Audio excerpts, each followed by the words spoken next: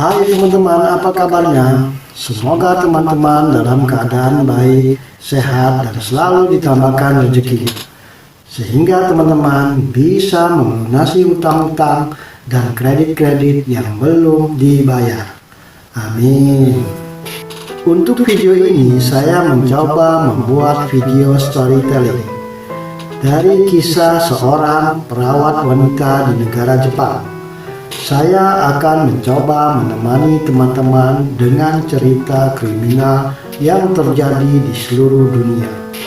Perawat wanita ini bernama Ayumi Kuboki. Ayumi mendapatkan lisensi perawat pada tahun 2008. Ayumi Kuboki adalah perawat yang bekerja di Rumah Sakit Oguchi di kota Yokohama, Jepang. Jika kita mencermati cerita awal perawat ini, ada dua alasan yang memungkinkan dia bekerja di rumah sakit bagian pengurusan lansia atau lanjut usia. Alasan yang pertama, ketika Ayumi bersekolah di SMA, semua murid termasuk Ayumi diperkenalkan dengan kehidupan dan cara mengurus orang-orang yang sudah lanjut usia atau lansia, yaitu dengan mengunjungi panti lansia. Kemungkinan inilah salah satu penyebabnya mengapa Ayumi bisa bekerja di rumah sakit bagian lansia, karena ia telah mengenal sedikit banyaknya kehidupan dan cara mengurus lansia dari kunjungan ke panti lansia tersebut. Alasan yang kedua, setelah selesai sekolah SMA, Ayumi melanjutkan sekolahnya dan lulus pada tahun 2008. Ayumi mendapat pekerjaan sebagai perawat di bagian UGD, yaitu unit gawat darurat di rumah sakit. Teman-teman pasti tahu apa yang harus dilakukan di bagian unit ini. Kesigapan, kecepatan, dan ketepatan diperlukan untuk mengurus pasien-pasien di UGD.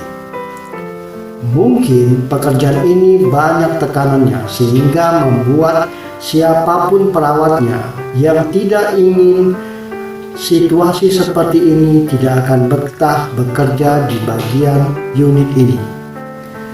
Kemungkinan ini juga penyebab Ayumi Kuboki pindah pekerjaan ke rumah sakit bagian lansia.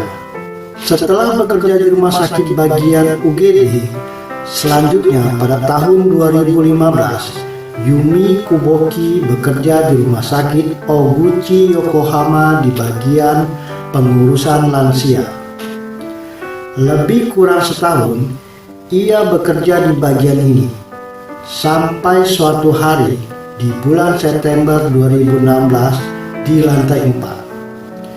Di rumah sakit tempat ia bekerja, ada seorang pasien meninggal dunia yang bernama Shozo Nishikawa. Dan beberapa hari kemudian, teman sekamarnya meninggal juga yang bernama Nobuo Yamaki. Kejadian berturut-turut ini membuat seorang perawat yang berjaga saat itu mencoba mencari tahu penyebabnya. Dengan berawalnya ia menemukan adanya gelembung kantong infus, perawat ini memberitahukan manajemen rumah sakit. Akhirnya manajemen rumah sakit menghubungi pihak kepolisian Jepang. Berdasarkan info perawat yang menemukan gelembung pada kantong infus tersebut, tubuh Nobuo Yamaki diotopsi karena ada dugaan meninggalnya beliau karena racun. Dan selanjutnya polisi juga menyelidiki kematian Shozo Nishikawa. Polisi menyelidiki serta memeriksa kantong infus di laboratorium dan hasilnya menunjukkan di kantong infus terdapat cairan desinfektan. Dalam darah pasien yang meninggal ditemukan juga racun dengan konsentrasi antiseptik yang tinggi. Namun sayangnya penyelidikan berjalan lambat karena kurangnya CCTV di area rumah sakit.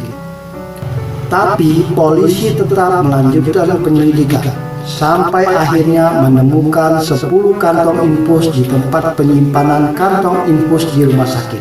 Dan ternyata setelah diteliti, 10 kantong infus tersebut terlihat lubang kecil bekas suntikan di bagian tutupnya. Setelah diselidiki, cairan dalam kantong infus tersebut telah tercampur desinfektan. Polisi terus mengembangkan penyelidikannya dan akhirnya menemukan seragam seorang perawat yang terdapat jejak bahan kimia antiseptik. Petunjuk ini menjadi awal nama Yumi Kuboki diketahui polisi, karena seragam perawat tersebut ternyata milik Yumi Kuboki.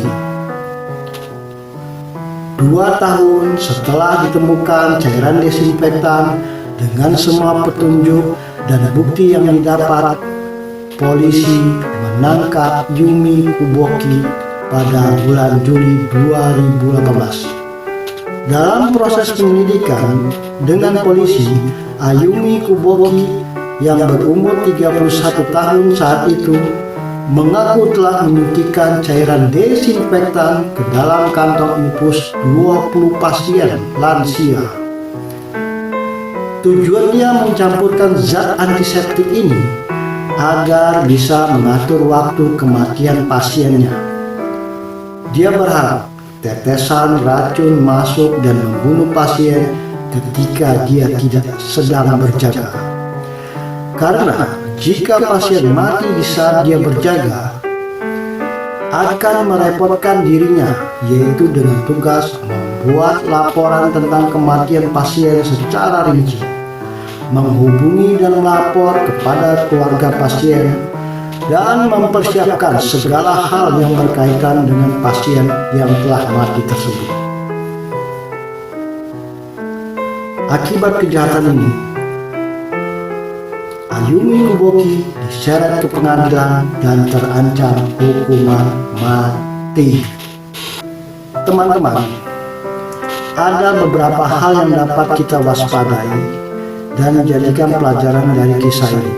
Pertama, berusaha tetap waspada dengan kantong infus ketika sedang dirawat dimanapun.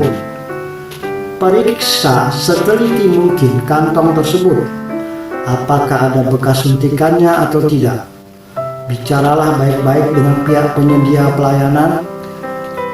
Dengan komunikasi yang baik, tentu pelayanan akan semakin baik. Kedua, bangunan yang banyak terdapat CCTV-nya atau kamera pengintai adalah bangunan yang lebih peduli dengan keamanannya. Terbukti dengan kejadian ini, pihak kepolisian sedikit lebih terhalang penyelidikannya karena tidak dengan cepat mendapatkan pelakunya. Jika ada CCTV, tentunya pihak polisi sangat terbantu. Kita bisa lihat dan tonton di zaman sekarang ini, banyak kasus kriminal terbantu terpecahkan karena adanya CCTV atau kamera pengintai.